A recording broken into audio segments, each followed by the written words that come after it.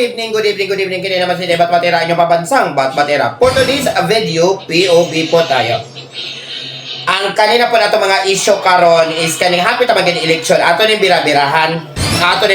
Kaya nga nung ino ka election god, diha naman guna mangguwa kanang bitang mga old fashion. Pero sige na gahapon sila. Bitang unsay tawagan na ka mga anonymous, mga blind items. So, karon, dili na lang nato na usohon. Kung tinuod man lang gyud nga na kay ebidensya, nakuptan na nimong ebidensya, diretso i-post ang imong ebidensya. As long as wala lang kay gimension nga ngalan, wala kay gimension, ayaw pag-anonymous imong ngalan, kay ngano, kung concern man jud ka sa imong lungsod, concern ka sa imong barangay, concern ka sa imong city, ayaw na lang ug i-anonymous ang imong pangalan.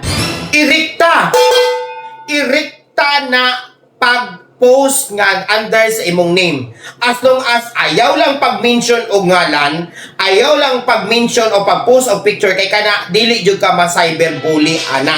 As long as nga na kay ebidensya, kay kanang imong gipagawa, ebidensya na. Pwede gina nimong ipalapdag ang ebidensya in order to note for those who are living on that a certain barangay or town or city kung diin ka nabilong.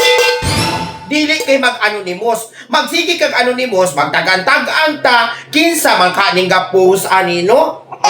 Ana. Kinsa man kanayang gipabati-bati ano? Magsige tag-post ana, isog kay tang mo post. Ato ni balikon.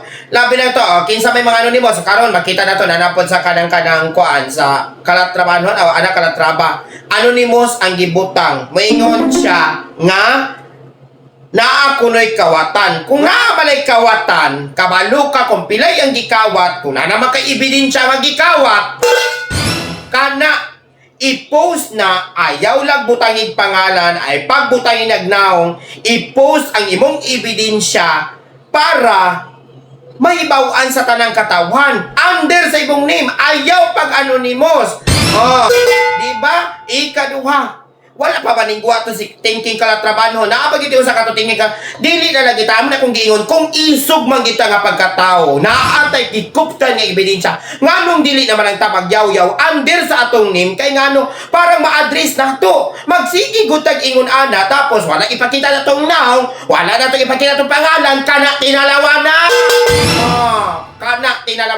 munang undangin ninyo ayaw mo pa blind items kay ngano dili mo hero ana heroine.